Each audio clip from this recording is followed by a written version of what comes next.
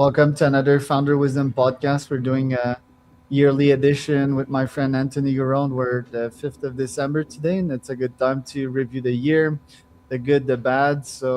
Anthony is founder at Edify Content. He's a great artist as well, has his YouTube channel. I think it's called Make Weird Music. And we're going to talk about the year today, open, transparent conversation for you folks. So, Anthony, welcome to the pod again. Tell us a bit more about yourself and what you've been up to.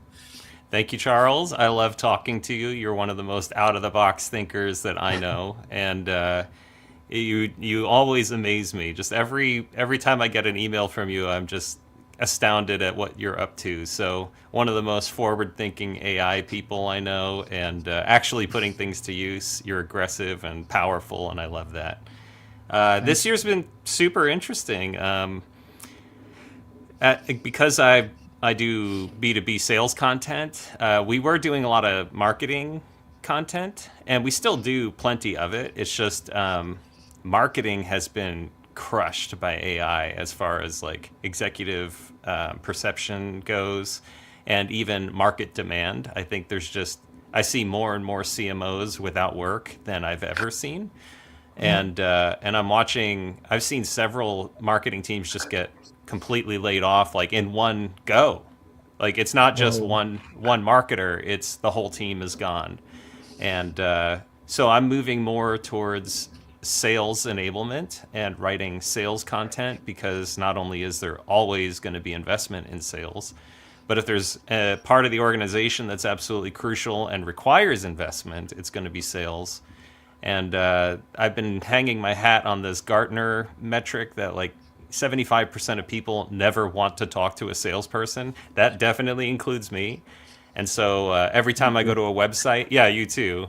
Every time I go to a website and it says get a demo or talk to sales, that is the red flag for me. So I see an opportunity to reach out to those companies and say, hey, most people never want to click that button, and you're actually like pushing people away. So what I do is offer content to replace those buttons and actually offer a buyer's journey. So that's been a huge shift for me and my business. What about you? Yeah, that's a good one. That's an actual good one. And yeah, another red flag is like no pricing, right? Like that annoys the shit out of me, especially if you're selling to B2B and smart people. Not everyone sells to smart people, but my audience, they don't want to waste time. They want to know the price. They want to do some math and see if it fits their budget and calculate ROI and all of that. For this approach, have you tried the the Claygent, and sending the Claygent to people's website that don't have pricing, one, and two, don't actually have yet, like, or don't have pricing and have a book a call, book a demo button. If the agent can identify these two things, then it can return like all the websites, and of course we could like filter even more like B2B stuff. I think that would be a good prospect list and a good email. Hey, I went on your website, I didn't see pricing, and I saw like that you're optimizing for demo, and most people don't want to speak to a salesperson. What do you think about that? I think it's a good idea, except that when it comes to pricing, there's a good reason that certain, at least clients that I usually have, are not transparent about. And it's not because they're afraid of sharing their pricing. It's because every time you work with an enterprise or a large company, there's custom setup. There's all sorts of factors that go into it. One of the most transparent clients that I have is a company called Fivetran. And they actually let you calculate based on how much data you move through their platform, what are the costs going to be like. But other clients of mine, it's more like, well, yeah, there is a platform fee, but it kind of depends on how much volume you're going to be setting up, because we have infrastructure to set up on our side. And so there's a lot of it depends. So in that sense, like if it's not a pure SaaS play, there is good reason for not having pricing on there. Yeah, go for it. ROI calculator and custom calculator, which are so easy to build on Lovable nowadays. And actually, I think that's a business opportunity. I've been thinking, like I started my career 10 years ago building websites. And even to this day, I'm like, a nice website agency, a modern website agency that builds lovable website and cool features is still not dead. There's still I think there's still need for that. Like if you check websites, most of them aren't like super cool. Even mine, it's like clean, but it's not epic. Like I'd like to see something different, something cool, something useful, something smart that reflects your brand. And I think nowadays it's so easy to create that custom calculator. Like the AI can easily create it. But yeah, I want to come back to a couple of things. I'll answer the what I've been up to a bit later. But the AI stuff, it's funny, right? Because no one really talks about like the mass layoffs happening right now. Why do you think that is? Why is nobody talking about it, or why are Yeah. people getting laid off? Well, you can go with both, but the first one I think is obvious, like why they're getting laid off AI. And I'm not that, as you know, I'm not the kind of person that think that AI will amplify people's scope and will not replace people. I think it will 100% replace people. And I don't think, I think people will have the options in probably 10 to 20 years from now to decide between universal basic income or I want to work, right? And there's nothing wrong with this, by the way. I'm not being judgmental, but I think we know the why. I think the why it's happening, but why do you think no one is talking about it?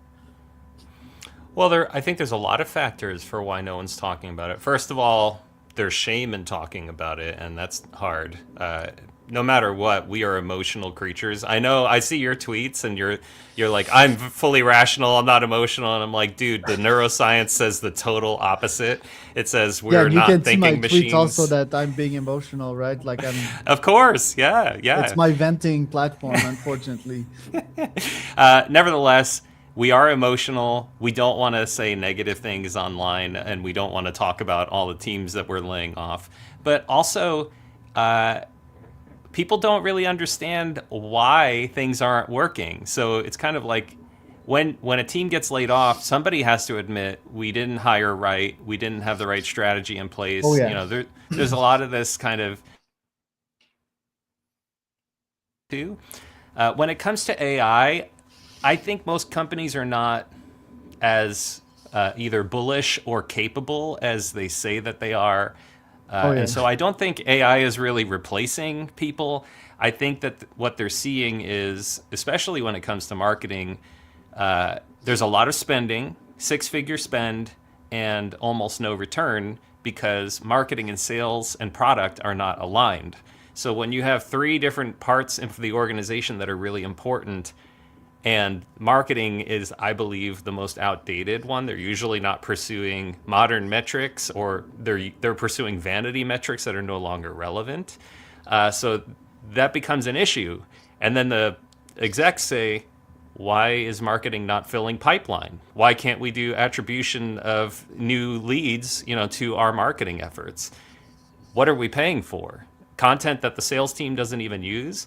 So I actually have a whole video series that's like 80 or 90 minutes on edifycontent.com. And it's about aligning the marketing and sales efforts, and product is in there as well. But I think there's just so many reasons not to talk about it. And it's one thing to say, hey, we're reducing our force, but it's another thing to say, this function of our organization that wasn't providing a lot of value that nobody's really going to notice. Why do we have to tell the world that we let them go, Right, right, right. And I saw some of your posts. Like, I love how transparent you are, and I'm also transparent for better and for worse. I say a lot of dumb shit on Twitter that I wouldn't agree with sometimes. But for example, I saw one of your posts this year. I think you were like struggling with the agency, right? And like, oh shit, it's hard. Yeah, it's fucking hard, right? Like entrepreneurship is hard. Um, how has that affected you? How have you pivoted? Do you feel safe slash in a good place right now? Like, and what will be your move next year's? Well, I don't think I feel safe, and I don't think anyone should feel safe. There's a lot of posturing online where you see these writers and they're like, I'm so busy, I'm so in demand because I'm so good. Yeah, well, you might be in the top, 3-5% right now, but that doesn't mean that you are immune to black swan events and extremistan, AI, extreme AGI. markets, right? Exactly. So I understand. Basically, you need to demonstrate that you can. If someone gives you $1, they get $1.10, $1.40 back, something like that. But also, we need to understand market conditions, interest rates, make it harder to get capital, make VE and PC firms more risk averse, and AI is creating a lot of uncertainty in the market. So I am looking at 2026 as a big question mark, but I know that I have, like, we've had recent successes building pipelines for clients, like getting them a lot of leads at a very low cost, and just developing great content that's landed companies like BlackRock, Visa, Pfizer, Department of Defense. Like, that's what we do. It's just really how do you put things to use and what strategy do you have? It's not about a content calendar. It's not about having a website. It's about having funnels instead of museums. It's about having a compelling offer and campaigns instead of just posts on your website. It's about having a real buyer's journey instead of a chronologically ordered list of articles. There's just so many things that I think businesses have been doing that have not yielded returns, and now every dollar counts. Right. But I think you're in a good place. Don't I see you traveling like every month? One Yeah. day's London, then the guys in like wherever, like yeah. Tell me Yeah. about that part of you. Like how do you actually use travel? Because yeah, there's the lifestyle part of it. You may know, but I've been a nomad for like a couple of years, like 7 years, Yeah. traveling the world like every month, changing a new place, like staycation sort of, workations for sure. Um, I've taken a couple of breaks, quote unquote, this year. Where have I been? In my classic Mexico City, Brazil, and I think that really helped consolidate some ideas, right? Like, and I have this new thesis that you may have seen on Twitter that is, yeah, if I'm going to visit a new country, I need to start with an ultra, which is a nice formula I could dive into because you start with pain, then you just enjoy, and also you can get to enjoy the country's nature, right? Like when you step foot. Um, how have you used traveling, and does it help you like consolidate your business thesis? Oh my goodness, travel with a Starlink, there's nowhere, that's off limits now. So I have a Starlink Mini. I put it in the front on the windshield of my car. So when I'm driving in the mountains of Arizona, I have internet. I can be on Zoom calls. I took it to England. We drove all over the country. We had Wi-Fi everywhere. It's really such a business enabler. And for what I do, it's my expertise and my deliverables that people are paying for. They're not paying for my hours or my time or my geography. So I just look at it as I could die any day.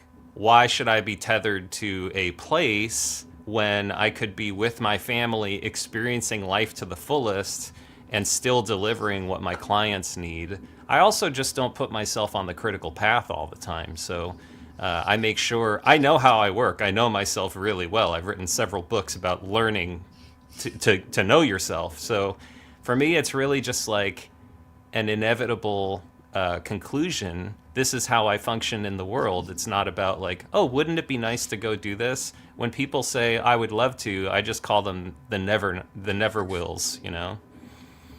Yeah, I'm not going to that's be it's like pretty that. sad. It's pretty sad. Like people that wait their full lives, like at 70, to start traveling when your body is not fully able, right? And you can't walk distances, you can't like fully enjoy life. So, no, that's great. And was thinking for a while to buy that Sprinter, Mercedes Sprinter, and just Oh like yeah. have a Starlink in front and like a bed back there and all that. Challenges fitting in this current driveway. It couldn't, right? But I guess buy Hmm. another house, something. So, no, that's super interesting. To Well, get to your also question, take yeah. your kids. Take your kids Oh, everywhere you can. 100%. My Yeah, kids have been to I don't know 8 or 10 countries, and nice. they are just when they hear about history in class, they can raise their hands and say, "I was there. I saw it." They're like the only kids in their classes, and their classmates are wealthy. We're on the lower end of wealth for the demographics of the schools our kids attend, and it's just kind of like they're not traveling. These kids are not seeing the world, and their parents have the means. But for us, it's even if we don't have the means like these people do, we are still going to make every opportunity possible for our children to see and experience history because otherwise history repeats itself and they make bad decisions. They're not good voters. They're not good contributors to society, all that stuff. Anyway, you Yeah, go now. because you probably did like most of the mainland states, right? You with your kids, you probably traveled the full US almost, except Uh, Alaska and Hawaii, yeah, they've probably been to 20, 25 states, which is, I mean, which is so many great. more than I ever did at their age. Yeah, dude, how many states did I do as a Canadian slash provinces, right? Like three: Ontario, New Brunswick, Prince Edward. Is that even a province? I don't even know. Which goes to Yes, it show is. you. Um, Yes, it but is. PEI. Yeah. um, yeah, let's talk about that, right? Like maybe you've seen one of my project. At first, it was called couni.com. I didn't like how it sounded, so I rebranded to Defiant School, which is gonna be an AI first school for kids. I told you that I was about to have a kid as well. And yet one reason my thesis is like, yeah, I'm obviously gonna invest time in her. So I'm gonna invest it in her education and creating her own school. I think it's a sound thesis. I think there's good money to be made there, and I think it's very important, right? Like education is like the number one thing. So it's like it's a hard thing as well. Um, do you feel your kids are well equipped to go out in this market? What do you think of an AI school like mine that could actually teach them online, bring folks like you, founders and CEOs, to talk to them on a daily basis? I would have them start their podcast, interview these people, talk to their classmates, which would be very entrepreneurial, and actually start a business at friggin' 8 years old so that they don't have to wait at 18 or 20 clueless about how to make money and be like naked chickens in this market and be like, hey, what am I doing? How do I add value? How do I keep my mind sane? how uh, how do I keep my body fit? And all basic stuff that I feel that the current education system doesn't teach it, let alone try to compete against AI. What do you think about that? Okay, so that's a big question, but I would say you need to teach your kids those things anyway. And my kids have not gone through personalized education like you're talking about, which I know is huge, but we value community and integration and Yeah. interdependence more than individualism. And so we made a conscious decision to send our kids to public school, and now they go to charter schools. Um, but my kids are weightlifters. My oldest was a valedictorian of his class of 600 kids. Like he was number one. He beat all of these physical records at the school. The fastest runner, the most pull-ups, the most sit-ups, the most push-ups, everything. The military would come to his school and he would just crush everyone. And he had 600 peers. So it's not because of the school system. It's the parenting. And I just think like you have to instill these things into your children. Be healthy, be fit, don't get addicted to the wrong things. Like we're very conscious about how we parent our children. And I love the idea of what you're talking about, but I would use that as a supplement for my children. I think it's more important for them to understand that education is a big topic that everyone needs, not just like this is for you and for you alone. Obviously, they were slowed down by their peers, and they still are. My kids are still top of the class. However, we give them extracurricular activities. We challenge them at home. We make them do and read challenging books, learn music. So there's a lot that they do outside of school that builds their character and their intellect. And I just think no matter where your kids go to school, no matter what their circumstances are, it's more about teaching them to activate what is good in their DNA and show them who they really are so that they can succeed in any context, whether it's a really poor school in a tough area or a really advantageous school in a great area. There's going to be kids across the entire IQ spectrum, across the whole, financial spectrum, no matter where they go, and they need to learn how to operate in the real world. So I love the idea of what you're talking about, but I would never make that the primary means of education. Okay, I'm gonna try to destroy everything you just said. First, why waste time to bring them in a car at school? That's already like 1 hour wasted or something like that. Okay, I will tell you, taking my kids to school has been one of the most valuable experiences of my entire life. I've driven my kids to school thousands of times, and I will never get that time back. That is precious. It is alone with them. I held my children's hand crossing the street with them. do not dismiss the value of walking your kids to school. It's Good incredible. argument. Good argument. You could drive them to sports session or other stuff like that, but I view school as like a prison or a slaughterhouse. I wouldn't agree that it's their peers that took them back. Their peers have so much potential. It's the actual system that they're inside that does take them back. Like learning pointless stuff, right? Like history, the way it's taught, it is pretty bad. It's biased. Also mathematics, most of the maths that I've learned, I've never used. AIs know how to write, AIs know how to calculate Now mathematics. we're getting into the theory of knowledge. It's no, just knowing and learning is enough to show you the way that the world works in a way you didn't expect. I use calculus every day of my life. I just don't write the equations down. I look at everything as the sum of small incremental work under a curve. So when you learn calculus, even if you don't use it every day, the fundamental principles of calculus are absolutely critical to personal growth and Right. sustainable And living. thinking, yeah, you're right. It's like a meta pattern, and it's neuroplasticity. But why not spend time applying this calculus, and why not rewarding the kid not for fucking grades, but actually making money with what they've learned? And Because min-maxing in life is not the goal of life. I know you and I have well, very different money. philosophies on that, but No, I think money is a tool for happiness, and there's like a toolbox of like 20, 25, if not 50 meta systems to get to there. Also, they're not taught mindfulness at school.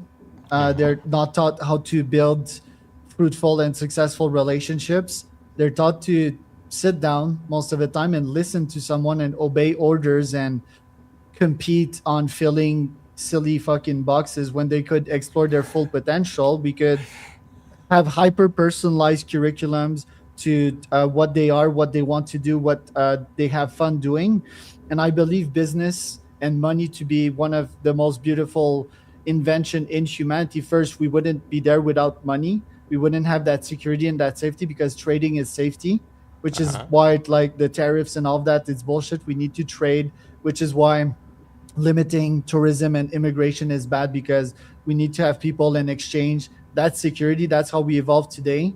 And I think that it's just a system to show you that what you're putting out there can be rewarded and is valuable to others, to your peers, to adults. Why are we boxing children at 8 and teaching them that they're nothing but kids and they don't have a say at the table? I think we have put like a hard limit in us human beings. Yes, there is a physical growth curve, but I think our mind grows way faster nowadays. And we're like, yeah, only at 18 you can vote. Only at 18 you can do these things, right? Like I was about to say drinking, but I'm not for drinking. So, um, well, what do first you of think? all, not everyone is self-motivated. Secondly, interpersonal dynamics are critical to the maturity and just fulfillment of living a good and wholesome life. And so, being in a school, first of all, I would not equate it to a prison. I understand philosophically. I would say school makes you good at school. School doesn't make you a good person. It doesn't make you smarter. I mean, it gives you information that you have to learn to process. And if you teach your children as a good parent, this is what you do with this information, that changes the game. And so I think it's absolutely critical that children interact with each other and with teachers. And, teachers do get a bad rap, and I know there are bad teachers because I worked at a K-12 district. I worked at Arizona State University for several years. I've seen bad teachers. I've had bad teachers. But that is not the majority of teachers, at least in America and in the systems that I've experienced. And when you have, like, the school we sent our kids to required a parent interview, 2.5 hours of parent interviewing and class supervision. It Interesting. required that you volunteered at the school. It required that you were Okay. involved in your children's life. So I would strongly argue against not putting your kids in school. But I like the dynamic that I see here in where I live. They have a school for homeschooled kids. So, like, 2 days a week, bring your children in, and they get that more traditional experience. They get the interaction with other children who are in a similar system, and it builds relationships. And so I don't think going and listening to a teacher and being imprisoned in a classroom for 8 hours a day, I don't think that's as vile as it might seem, and they are getting much more out of it. There are second and third order consequences that we may or may not fully understand that are critical to the development of their minds. And I know several homeschool students who are now adults and wish they could have gone to school, wish they had more friends, wish they had more interpersonal interactions with people. They feel lonely, they don't know what to do with their education. And so I really think it's a combination, and it has a lot to do with parenting. You're making good points. Do you have more time, by the way? I'm good to go. Let's keep going. Okay. Um, hmm. It's actually very good points. And one main thing is that maybe it's for kids that were like me. But I don't think that self-starter is a genetic trait. I think that because of the educational system and how governments are always boxing you in something and follow the orders, that's how we build civilization. It has worked so far, but I think it's not good for what's coming. Yeah, AGI but and AI. this is survivorship bias too. You're talking about the people who actually still exist are the ones who are self motivated, or perhaps the types of people that you value are the ones in your, in your environment or in your But isn't purview. Elon Musk, for example, way more valuable than like pretty much all human beings, like 99% human beings on Earth? No, no. Okay, I'm I Catholic, mean, so he's I a think, dick, right? But like yeah, he, I have a different take on this as a Catholic, but in terms of value and dignity, no. And secondly, not uh, dignity, like adding value to others. And Elon's a bad example. Let's take Bill Gates. Bill uh, Gates with like I'm like for the vaccine stuff and like all the uh, lives he saved, and like I'm like anti conspiration guy, as you know. yes, Isn't this guy like more valuable than pretty much everyone on this planet Earth? I would say when it comes to humanity, there is a genetic outcomes. Obviously, I believe in equal opportunity and free markets and these kinds of things. However, we don't need 100 Elon Musks. That's what makes Elon Musk special, or Bill Gates, or Jeff Bezos, or whatever. If we have a systemic problem, that is another issue. However, the world couldn't afford 10 Elon Musks. I And think we need that's what more. I think I we need way agree. more before we start thinking that this is an actual problem. I agree. Yeah. I'm not disagreeing here. I'm just saying, from a value perspective, what is Elon Musk without the people he works with? And Elon is an excellent marketer as well. So all the things that he says he does, I've also, as a manager, had to take credit for things for that my team did. And so I think Elon is an attractor, and he puts the right kinds of people together, and that is really important. But I was just arguing with a friend about this at like 11 or 12 a.m. last night. Uh, Elon and people like him have created more opportunity for lots of very smart people who are not famous. And so if you look at just sort of the network that people like that attract, PayPal that mafia, Palantir mafia, that's the kind of stuff that matters more to me than who the people are at the ecosystems. center. Yeah, it's systems that get created as a result of very intelligent, successful people Okay. And who are also to manipulative of a system that is cronyist and problematic. yeah, well, okay, we can talk about that a bit later. I do agree with most of it. Now, coming back to the educational system, because this is my moonshot. Kids are gonna mostly learn online. I do agree with you that I need to figure out some kind of hybrid approach, because I do think the social side of Defiant School won't be good enough, like you said. Um, Extracurricular. My plan is like mostly sports or theater or like fun activities with friends, right? Like like the school outings, not sitting on a fucking desk. That's not how they build relationship, right? They build relationships playing at the pause or whatever it's called. Like I forgot the name of that, but like playing sports, right? Like in French it was récréation, we used to call it. Dinner break or whatever, eating something and talking to their friends, right?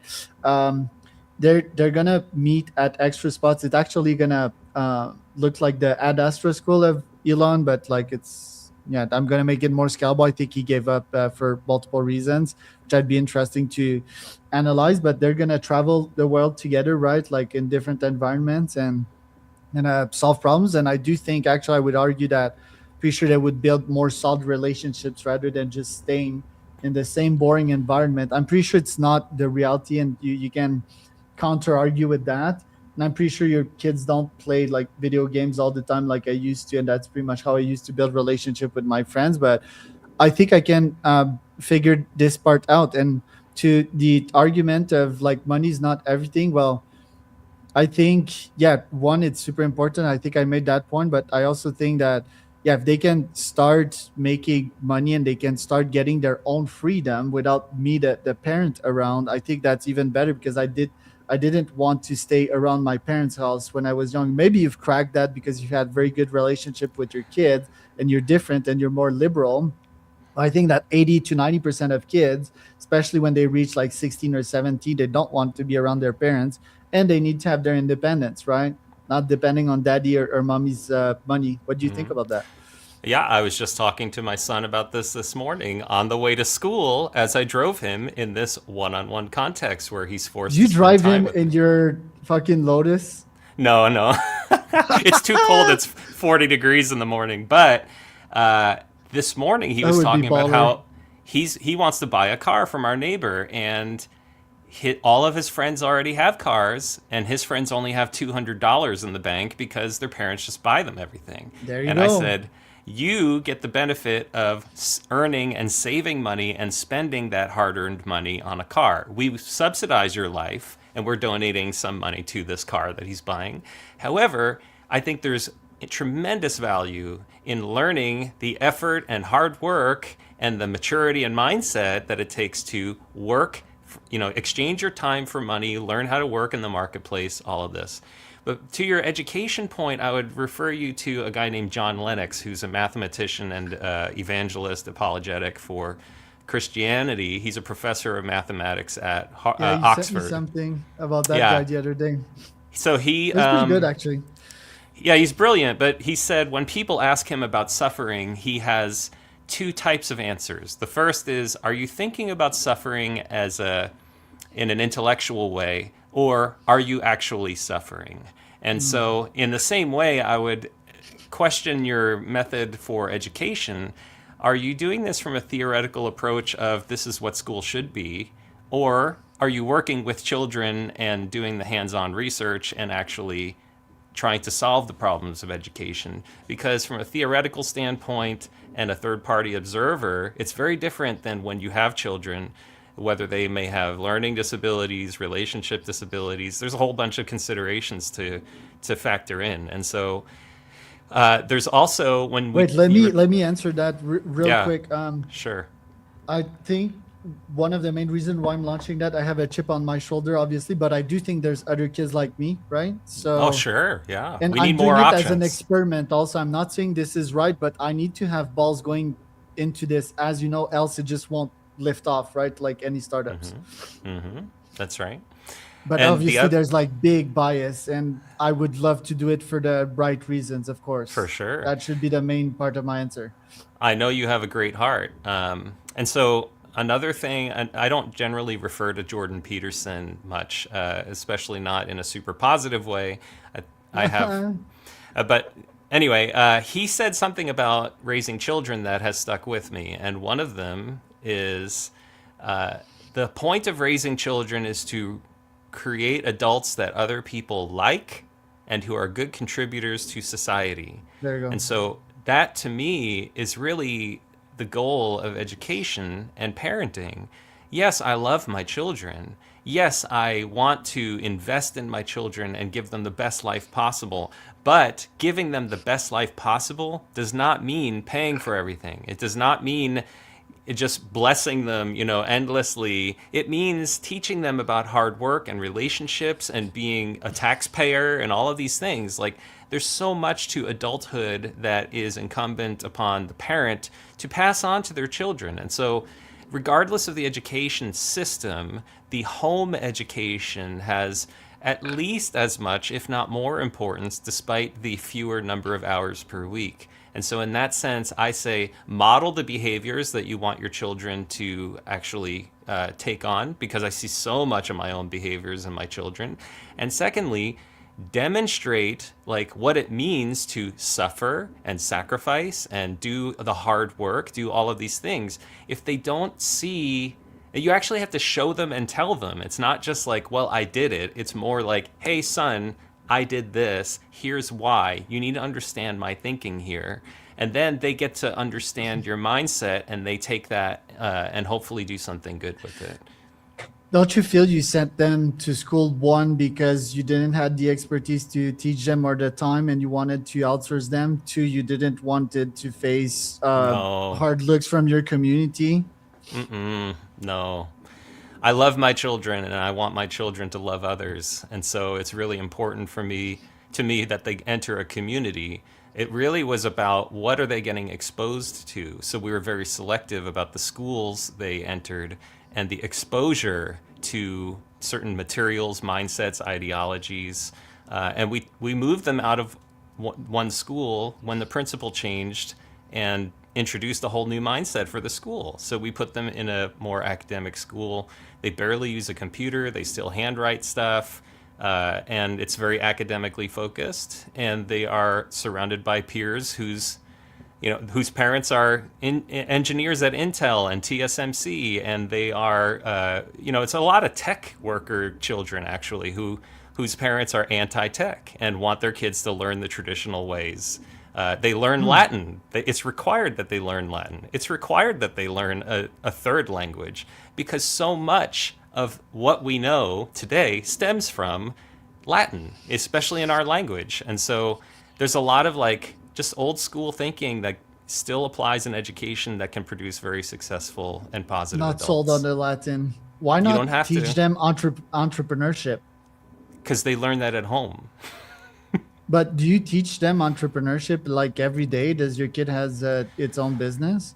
I wouldn't say it's a direct teaching, but my wife and I are both entrepreneurs. We both started our businesses while our kids were teenagers, and we have taught our children how to make money, not just through exposure, but through actual entrepreneurship. We have, for example, one of my sons would flip shoes. He would buy these Nikes and then sell them for a profit. He sold paintings. He sells all sorts of things. He goes to Goodwill and finds clothing and then sells it online. My other son is not so entrepreneurial, but we're looking at these gifts that our children have. Not all people are meant to be entrepreneurs, but if they see what it looks like and how it works, that's great exposure and a good education for them. Okay. My dad was also an entrepreneur. He, I guess, was the seed, but I still didn't make money before like 19 by my own, and I still didn't have a fucking clue how to make money, which I think is terrible. Yeah. And I think that hampered my independence, and that brought like negative habits. Everyone's entrepreneurial or not question. Do you agree with the extreme future, I would guess, of like UBI or entrepreneur? Do you believe that jobs will continue happening in the next couple of decades with AGI being here? Of course. Of course. Or it's too systemically important. It's kind of like, it's not too big to fail. It's more like our entire economy is built on these things. And I don't know if I'm also not. I am a technologist. I have a computer science degree. I spent 20 years in tech. I'm not as bullish on AI and AGI as other people. I think AI will make a huge difference and impact in our economy, but AI will always lack creativity, innovation, inventiveness, Oh, and humans will need to work with AIs and AGI capable tech to continue moving things forward. I disagree with the creativity thing. Us humans think we're creative, but creativity can be like just exploring two new things added up together. And AGI is exceptionally good at that and seeing patterns that would take us like a lot of time. I know you come from this from a musical perspective, potentially content writing perspective. Can you explain your thesis on that? The Well, creativity. I also took classes on AI. I've written, AI code a long time ago, but I also worked with some of the pioneers of AI. I worked for Danny Hillis, who worked in Marvin Minsky's AI lab at Yeah, MIT. talk about I that. know, I know that AI is different now, and the word AI, or the acronym, is not what it used to be. When we say AI, nobody ever envisioned it would be a chat-based interface or generative, It's like systems. a robot, right? Like, Yeah, it was a lot to do with robotics and independent intelligence through sort of supercomputing and algorithms. And what we have is an expression of the traditional definition of AI. And in that sense, like, yes, I think there's huge, tremendous power and capability in that. However, humans need work and humans want to work. humans need Not money, and like they need to be occupied doing something that's not necessarily paid. I could see that argument. Ultimately, though, the entire system of commerce that has emerged through humanity across the entire globe for 1,000 years or more has it's it's part of who we are. It's like ripping religion out of the world. I mean, True. when Nietzsche said God is dead, he was not saying the faith and religion was over. He was actually almost like in despair about it, not because he was religious, but because religion is so fundamental to humanity. And so I think like Well, fate. I would call it fate, right? And yeah, hope. AI is kind of it's like when people say, or people just want to say, this new thing is killing the old thing. The old thing has, if you look at Lindy, as Nassim Taleb talks about the Lindy effect, AI is not Lindy. And What's these Lindy again? systems, Lindy is like, mathematically, it's essentially if something has existed for as long as it has, you can kind of expect it to continue existing for the same Okay. amount of time. And Hmm. so And humanity and math stay stable or constantly changes with time? And same question for science. I'm Or is sorry, I it a don't understand. constantly evolving thing?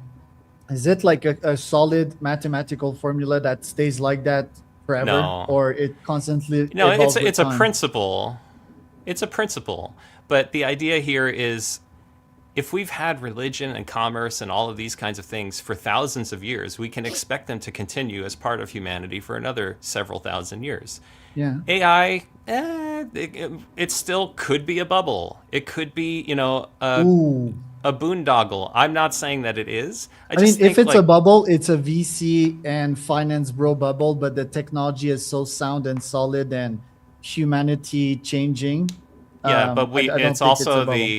it's the problem of if you have a hammer, everything looks like a nail as well. So I think the verdict is still out. Yes, you're much more bullish than I am. However, I just don't see these things that have been But around the for laws so of long going scales tend away. to scale, right? Like the law, like having quantity, and yet my clients always underestimate quantity in my cold email campaigns, right? I think just having a whole bunch of data points and stacking like a great formula on top of it is just hard science, and it won't change for quite some time. And it's normal that you get like great insight, and that's also how the brain works. I think these are fundamental things that won't change. And yes, with this fundamental theorem, I think everything may look like an L and can be an L.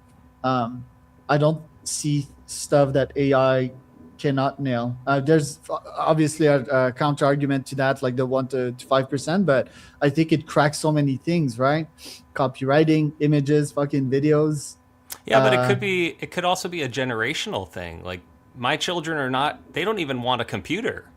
They don't even see a use for a computer. And for me it's like how could you not have a computer? We don't yeah, think same like here. the newer generation. And so But what they we haven't done believe business. They haven't started a profitable business. And when you start a profitable business, that's when you need a computer. You need scale.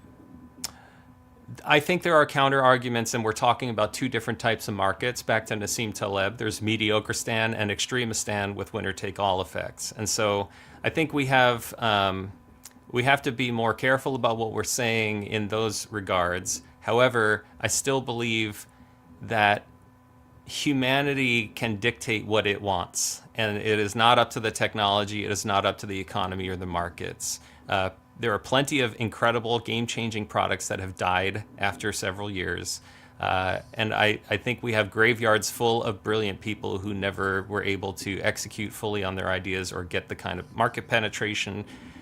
How many things have been ahead of their time that it's like, well, this already existed, but now it's popular because of marketing. And Yeah. so I'm not going to buy into any hype or bubbles or anything like that. I do see the new wave of what we call artificial intelligence as crucial to the future of work. However, look at return to office, look at all the ways that, management is handling or mishandling things like AI. There are very low ROI, very few ROI positive projects at enterprises. Something like 80 to 90% of companies cannot figure out how to use AI in a profitable and helpful way. So I would say it might be incredible for scaling solopreneur businesses or small businesses. But when we talk about globally scalable businesses, I'm not sure if the technology will be advancing as quickly as we hope. Like the greatest ROI return on AI for most enterprises is just buying ChatGPT licenses to employees, and that's it. Yeah, That's that's like not the surprising. greatest ROI for them. Right. Um, Empower which your is also why I'm employees. incredibly bullish on ChatGPT, and I'm fully opposed to the Michael Burry low IQ narrative of like AI is another bubble. I don't think it is. I think it's just a miseducated person that applies like finance bro mentality of 2008 to something that is truly valuable here. I'm actually, yeah, super bullish on OpenAI's IPO, and we'll try to get as many shares as possible in this enterprise. As a guy that hates investing in the stock market, right, and would rather invest in my own business. What's next for you next year? And I know that you're still playing music. We've talked about music mostly as a creative flow force, not as a commercial product, right? Like what do you have in plans for 2026? I have a new album coming out in winter or January through March, somewhere in there. It'll be available on vinyl and CD. I'll be performing at the Vinyl.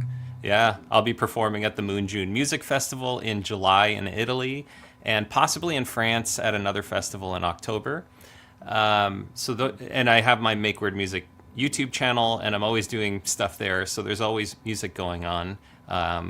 And then on the creative front, I'm also releasing new books. I've written 3 books this year, and I'm in the middle of writing a fourth one. Hopefully, I'll have it done by the end of the year. Uh, the most powerful and sort of flowery, poetic one is called Get Good, Go Fast, Conquer. I'm really excited about that. And the new sequel, Die to Yourself, Find Joy and Access Genius. And then we'll see what 2026 holds, but I hope to get all these books out to market and be making a difference in people's lives. I'm also very interested in coaching people because people keep coming to me and saying, how do you do all of these things that you do? And I don't think it's anything special. And so I just think, I think there is a methodology there that I can teach and coach people through. I had my first coaching session yesterday with someone who seems to be serious. So we'll see. Most people just aren't serious. They don't even get through my questionnaire. So Oh I yeah. don't know. We'll see what happens, and then I'll just keep trying to grow my business and making a positive, difference in the world as far as I can interact with it. And I also think that's why you think AI isn't that great. I think you're gifted. I think you stack a bunch of systems together and you find commonalities or you draw lines in between. And most humans don't do that. And that's why you still have an edge uh, against AI. Most people don't have that. Most people are feel hopeless and, to be honest, are hopeless Hmm. because AI is just like better pretty much at everything that they do, including most kids, and that's why I want to start my school. That's what I'm fighting against. Shameless promotion. Yeah. Dude, thanks for being on. Where can people find out more about you? You can just look up my name. It's on the screen. Just type my name into Google, and you'll get all sorts of results. I feel bad for the other Anthony Garones out there. You know, I've completely dominated the SEO space for my name. Charles Cormier too. I'm the best Charles Cormier. No need to Yeah, feel bad. right. Of the three, CharlesCormier.com. there are like 3 or 4 other Anthony Garones I see on maybe LinkedIn, and a couple car salesmen and stuff. I just, I want to reach out and apologize to them. Dude, I feel good beating them. I got the .com like 4 years ago. I was like, dude, you don't deserve the .com. I had the .co, and yeah, that's the nature of things. But that was Ant Garone and Charles.